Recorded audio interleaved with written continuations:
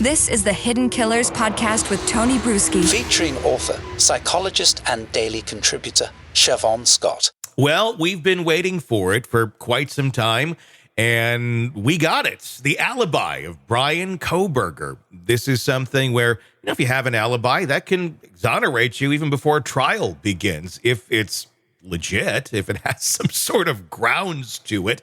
And the initial alibi that we heard that the court said, we don't buy it, you need to come up with something better, was he likes to drive around at night. So we've waited months and months and months, the families, the victims, all waiting for this new alibi that's going to exonerate him.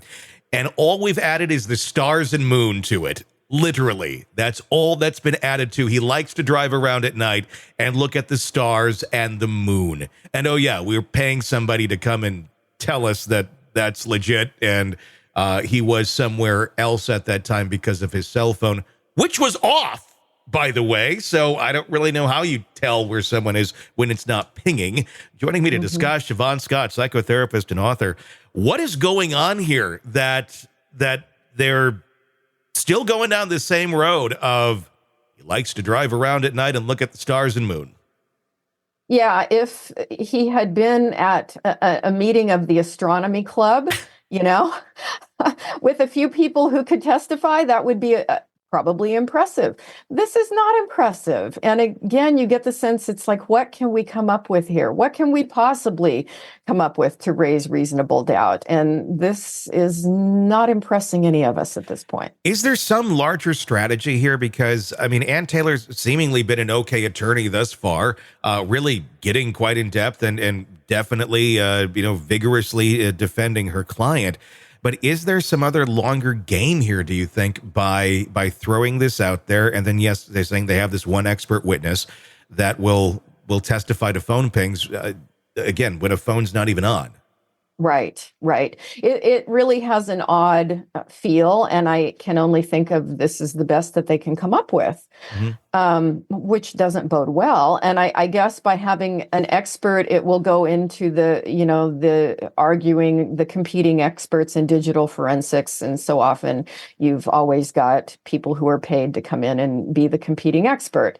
So it looks like that's the way it will go. And how much weight will that carry? It doesn't look too impressive right now. How would something like this play to the jury? Because you're going to have experts that we already have seen in the PCA. There was data on the phone pings that he did have when the phone was on, and it did triangulate and place him very close to the house. How do you have that where you have one expert over here saying, well, here's what the phone ping and the cell towers show us, but this one over here who's also an expert is going to say the exact opposite? Does that negate it in the jury's mind? Or how? That's just got to be extremely confusing when you have two experts that are completely contradicting each other on factual information. Confusing is the word. Yeah. Yep. I think that's the goal, is if I have heard that from defense attorneys before, is, well, if you can confuse the jury, then you can get reasonable doubt. And I think that's the point with competing experts is, you pull out everybody's credentials. One says one thing, one says the other. And often juries, it's complicated. It's over their head. And they just go, well, we don't know, so we can't vote guilty. What does it say about Kohberger, the fact that we've seen no one come out in terms of people who know him and be supportive? There's, of course, the online communities that people just jump onto the bandwagon and go, oh, we think he's innocent, when we really have no reason to believe that. But there has been no one coming out and saying, what a great guy he was. This is not somebody I would have seen doing something like this. The only things we've seen are people who've had kind of weird interactions with the guy.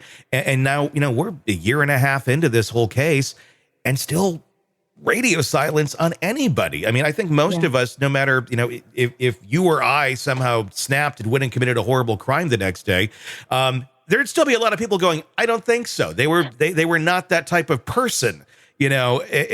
That's got to kind of speak volumes there. I hope that people would say that about me. Fingers crossed. Yes. Although I don't have any crimes planned, and at this point in life, I have often had the thought, gee, maybe I will live my life out without being on the other side of prison bars. So it's looking like it'll go that way. But yeah, it is telling that all we've heard over and over and over from people who've known him for many years is what an odd guy he was, or what a scary person he was, and if the best we can come up with is stargazing and one competing expert, it doesn't look good. It makes me wonder if they're going to go down an angle of, look, this guy is weird. He's very off-putting to many people. He was an ass to people at the school, this or that. But that doesn't necessarily make him a murderer. It makes him kind of a loner and a weird guy. And he likes, I think giving a defense of an alibi of, he likes to go drive around creepily at night by himself, just kind of almost plays into that narrative of, it's kind of weird that he's doing that on a regular basis, supposedly. And I just wonder if that's the angle they're going to go down of, because he is such a damning figure of, he's weird and all this, but again, it still doesn't make him a murderer. And we're going to try and go off this other path with our one expert and say he wasn't near the house. Yeah, I think it may be the best he can do.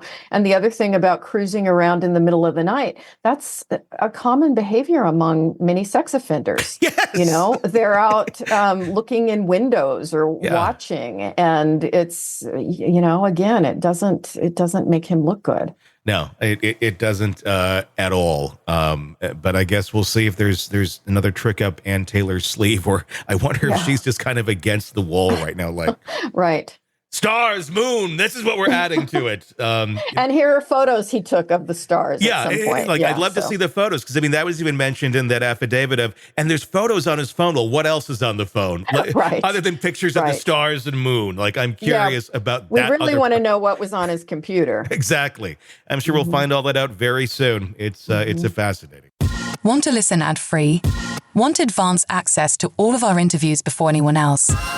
Become a True Crime Today Premium Plus subscriber on Apple Podcasts. You get every episode commercial-free, so you can binge on true crime until you can binge no more. Search True Crime Today Premium Plus on Apple Podcasts now, or go to our podcast page and sign up now. More of the Hidden Killers podcast next.